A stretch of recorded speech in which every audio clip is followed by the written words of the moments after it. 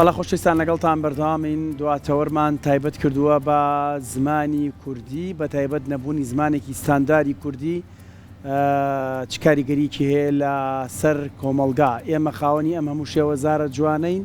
ئەم هەموو شێوەزارە جوان و تایبەتە دەوڵەمەند بە وشەی جیاواز، بەڵام بەداخەوە تا ئێستا نەمانتوانیوە زمانێکی ستاندار و گشتگیرمانە بێ کە هەمومان کۆک بین لەسەری لە میدیادا جارە دەست پێ بکەین، دوای لە ناوەندە پەروەردەیەکان قسەی لەسەر بکەین. لەسەر ئەم بابەتە و هۆکارەکانی نەبوونی زمانی ستاندار دکتۆر کامیران بەرواری کابڕێزیان مامۆستای زانکۆن لە هەمان کاتدا پسپۆڕی زمانی کوردین ڕاستەوخۆ لە ستۆدیۆکانمانەوە لە دهۆکەوە لەگەڵمانەیە. دکتۆر بەیانیت باش، زۆر سپاس بۆم دەفەتە. زۆر جار ئێمە لێرە خەفەتمان خواردووە و داخەخۆین لەوەی کە ئێمە وەکو میدیاکار زمانێکی ستاندارد نییە لەسەری بڕۆین تاوەکو بڵین ئۆخەیش هەموو شێوەزارەکان کێشەمان نییە. ڕەنگە ئێستا تۆ جەنابەت بە بادینی قسە بکەی بۆ من گرفت بێ، من بە سۆرانی قسە بکەم بۆ جەنابەت گرفت بێ. بۆچی ئەم خەمەیە نەبۆتە خەمێکی گەورەی کوردی؟ سڵاو ڕێز بۆ هەوا و هەموو تەماشەوانێتەوە. هەبوونا زمانێکی فەرمی یان زمانی خواندنە نوێسینێ یان زمانی گشتی یان زمانی ستاندارد ناوە هەر ملەتێکیدا چەند قۆناغێکا دەرباز بیت و چەند هۆکارێکا دروست بیتن. لە کوردستانê ev çê nebûye heta nûke helbet hûkarê tuê zorin yekem bûna civaka belê her hûkarê tuê ev ne yê serekî ji ber ku Kurdistan bixwe çaldêran 1514 bûye du deverê coğrafî paşî sejana 20 hirve bûye 4 parçe milletê Kurd jî gel parçekirina Kurdistanê bûye parçe diyalektê Kurdî yê serekî bixwe hûn zanin wekû Kurda şerefxane bidivîsî şerefnamê da behs kirî eger pêwîst û paşezdehê meser ew ka çend diyalekt li Rûçawayê û bûçî bûne diyalekt lê vêgavê eger em bihên li ser rewşa Kurdistanê yan hew her çar parçe Kurdistanê em dibînîn pênc şêwezarê Kurdî hene her pênc jî li Kurdistanê sertaserî Kurdistanê belavin em bên ser başûr bi giştî rawestîn بۆچی heta nûke zimanekê fermî başûrê Kurdistanê dirûst nebûye wekî em zanîn çar diyalektê mezin û rasan yê Kurdî li başûrê Kurdistanê hene loriye, hewramiye, kirmanciya, sûraniye. Ev taybetî jî heta notayekê eger hokar hebin û bêjin dewleta Iraqê ji notayekê were 35 sala milletê Kurd li vêrê heta radekê zor azad e lê em neşewine zimanekê fermî dirûst bikin. Hokarê wê ew in êgem car nakokî naveyna Rewşenbîrê başûrê Kurdistanê da duem nakokî naveyna partiyê siyasî da sêyem nebûna hikmeteka neteweyî niştîmanî çarem nebûna saziyet neteweyî niştîmanî ya pêncê nebûna îradeyekê bo hindê ku em zimanekê westa dirûst bikin hemî xelkê başûrê Kurdistanê têbgihin ev cal vêrê ev êşa û belaya ya ketiya nava hemû saziya da her kesek şêwazekî dinivîsît, her hizbek şêwazekî dinivîsît, her deverekê termê xwe an bijim xwe taybet hene Hewlêr û Silêmanî dihokê taybetî jî piştî şerê birakojê zêdetir ev nakokiya hol bûne naveyna vilayetê gela wilayetiyê dê gela da dî ev bûye pirseka giştî û heta Akademiya Kurdî jî neşiye çareseriyekê bۆ bibînî. باش دکتۆر ینی ئەبێ زمان لە دنیادا وایە یعنی سیاست ڕۆ بچێتە نێو زمانەوە ینی بەداخەوە باسی هۆکارێکی زۆر گرنگە کامە خەمێکی گەورەیە سێرەکەی زمان بە سیاسی کراوە ینی بەڕاستی دەبێت زمان بە سیاسی بکرێ؟ ناوەڵا موسیبەتێکە گەلەکە مەزنە li başûrê Kurdistanê siyaset wekû xwe ye çûye hemî tiştekî da biçîktirîn tiş heta mezintirî tiş siyaset nav da heye evca eger siyaseta dirist jî bît mialice hemî tiştekî dike bes siyaseteka xelet e siyaseteka pêçewaneyî siyaseta exlaqî wijdanî neteweyî niştîmanî başûrê Kurdistanê rêve têde rêvebirin bervê çendê siyaset ya bûye seratan ya bûye efyoneka mezin bû başûrê Kurdistanê eger em siyasetê ji nava tiştê dixwe derbexîn مهند نویسکار و روشنبیر و سیاستمدار و اکادمی مروه درسوس هنه شخانقین حتی زاق و هیچ نوید به پارچه کردستان امشین در کفتونه که بکی سر هر تشتکی و شیواز زمانه که آن شیوازه که زمانی پیدا کن شیوازه که خواندن و نویسین پیدا کن یه پرورده پیدا کن همه خلک باشور کردستان باش تی بگن زۆر باشە دکتۆر بگومانە زانی زمانی کوردی چەند شێوەزارێکی جیاوازی هەیە و زمانێکی دەوڵەمەندە ئەمانە تا چەند هاوکارن بۆ ئەوەی کە ئێمە هەنگاوی جددی بنین یاخود هەنگاوەکان ئاسانتر بێت بۆ ئەوەی کە نزیک بینەوە لە بوونی زمانێکی ستاندارد. بله زمان کردی بخواد بنارد دا سه دیالکتن بتنه یعنی شرف خانه بدلیسی دمار 1597 شرف نامه چاپ کری و بلاف کری بجلی زمان کردیش 4 دیالکتا پیکات کرمان جلور کلهور گوران او خون لور و کلهور جی ایک دیالکتن وی وقتی وقت دو دیالکت هاتین ناس کرنه همی گاوه جی هندک شوانا خود کنه دو دیالکت هندک جی یک دیالکتن که وقت زمان کردی لورگه گورانیه کرمانجیه اوانو کن بجنه سورانی او جی بنرده کرمانجیه او بین زازایی او جی کرمانجیه هم یک ملتین و یک زمانین و یک نتوینه یک آخین که وقت اگر بگاه 5 دیالکت کردی هبن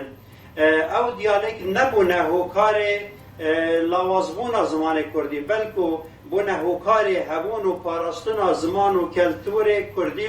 و دولمندگرن زمان کردی اگر انسانت اکادمی ندبن باندورا سیاست و احزاب دا کار بکن ام دکارین ماوی چند سال کان دابلا حد 5 سال گله 5 سال هر چهار پارچه کردستان بگهینه قناعته که اف 5 زمانه 5 دیالکته خدمت بکن و نتیجی بونمونه کنگرانه توی کردستان دا کنه که مزنترین سازیان نتوی اجتماعی کردان الجیهانه هر 5 دیالکت کردی ام فرمید زانین و ام مافی هنده دینه و خواب ifade بکن و بردوام بنده داد بر چنده جی امشیم لیک نزیک بونه که جی نبای نوان دا چکین بو نمونه فرهنگ که زمانی یا ایک گرتی فرهنگ که ترمان یا ایک گرتی کتابه که رزمانی یا ایک گرتی الفوبه که ایک گرتی اما مگر جا بحث کنه طایبتی کنگیرا برلین 2008 و همه کرد دنیای تیدا بون اف پیشنیاره مکرن و سر نراوستانش برکو او نابند سیاسی همی لگل یک ند کوکن حتی که همشین به هنگاوه که پاوجین بو چنده باشه دکتر کامیران زۆر باس لە ئایندەی زمانی ستانداری کوردیە کرێ پرسیارێک دێتە پێشەوە خەڵک زۆر بیر لەم بابەتە ئاکاتەوە وڵێ ئەگەر زمانی ستانداری کوردی دروست بێت ژمارەی بەکارهێنان یان ژمارەی دانیشتوان گرنگە بۆ ئەو دیالێکتە بۆ ئەو شێوەزارەیان بە قووەتی ڕێنووسەکەی یان چوزانم پیتەکانی بۆ نمونە ئەگەر زمانی ستانداری کوردی دروست بێت تۆکو پسپۆڕێکی زمانی کوردی پێت وایە ئەو زمانە ستاندارە کرمانجیە بێت گۆرانیە بێت یان کەلهوڕیە بێت کامیان دەبێت هر ملتێکی شێوازێکی زمانەوی ستاندارد بوو نمونە ئینگلیزی بوو چی بووە ستاندارد بۆ بریتانیا و جیهانێژیش بەرکو توی وەختیدا ئینگلیزا بریتانیا سەیتەرەك سیاسی لەشکری سەر جیهانێ هەبووش بەر هەندێک زمانەوان بووە جیهانی زمانی عەرەبی چاوە ئەو قەبیلەت عەرەبا هۆزت عەرەبا و دەڤەرێت عەرەبا گیهاندنەیەک برێکا قورئانێ ئەو کردنەیەک هەر ملەتێکی شێوازێکی دروست بیت جا بۆ ملەتێک کوردجی زۆر توش گرنگن ایک دەبەرێ جغرافی گرنگە پانتایا جغرافی گرنگە دو ژمارە دانیشتوانە ئەوێ پێت ئاخبن گرنگە سێ ڕاستیا ئەوەی دیالێکتی ئەواتت ئاخبی گرنگە بەس vêga بۆ نهوکە بۆ ڕەوشانوکەیە کوردستانێکا دابەشکری و پارچەکری و بێستاتۆ gelek zehmeta to diyalektekê ji van her pênca li ser yekî fars bikey. Eger ڕاتەگرم ئەگەر کوردستان ببێ بە یەک هەر چوار پارچەکە کە هەر یەکە لە دڵی ئێمەیە بەڵام ئەگەر ڕۆژێک بێت کوردستان هەر چوار پارچەکەی بێ بە یەک ئەو زمانە ستانداری کە ئێمە قسەی پێکەین کام شێوەزارەیە ئەو سەر ڕێککەفتنێت بینیت ئانجی سەر بڕیارێکە سیاسیت بینیت ما هندك ولات وملات ساعت كانك كفنترين نویسیم بکیش دیالکت هنه دی اوی که دو پرانیا بر همه چاپکری و نه چاپکری بکیش دیالکت هنه دشین منطقه جغرافی زور گرنگ یعنی بو نمونه اگر ام بگا به لوری بکین زمان استاندارد کل لهجه که زور رسانه کردیه نواراست و باشور عراقی و باشور و روش آوای ایران پرانیا وان هنه بس گل زحمت تو لوری فارس که سر خلق باکور کردستان یا روش آبا یا روش هلاد یا جایی کردی هورامی جی واسطه اگر لهجه دیالکت سلیمانی یا بابان سر فارس کن دیسا واسطه اگر هم کرمانجی سر یه دی فارس بکن که 75 صدش کرداب کرمانجی دا آخفن 60 صد سورانی دا آخفن 25 صدش کرداب 4 دیالکت دید آخفش در به کرمانجی اوجی عملیه که زحمته و ویج رکفتن هبید قناقه که دام هر دیالکت زمان خال منطقه خال در گوش خانش روزه حتی گیت ماستر و دکترا دیالکت خال بخوینن خوناقا دویدا ام حال بدین هندک تشتت هاوبش نابینوان دا پیدا کن که او لجه هند عربی و ترکی فارسی بکار بینن دیالکت دی بکار بینن همچنین خوناقا که زور نزیک دا نزیکی زمانکستان دا بمیش برکو ام یک نتوینه یک جغرافی نو یک ملتی زۆر باشە دکتۆر کاتەوەکو کۆتا پرسیار باسێکم بۆ کە با بزانم ئەو تایبەتمەندیانی کابل لە زمانێکی یەکگرتووە خو زمانێکی ستانداردا هەبێت چییە و ئایا ئەو تایبەتمەندیانە تا چەند لە زمانی کوردیا هەیە ئێستا زمان کردیش خواه همی تایبەتمەندی زمانێکی ستاندارد تێدا هەنە بەرکۆ اوی راستی بلکه گله کس نزانن بس زمان کردی اکمین زمان دنیای دا اوی گله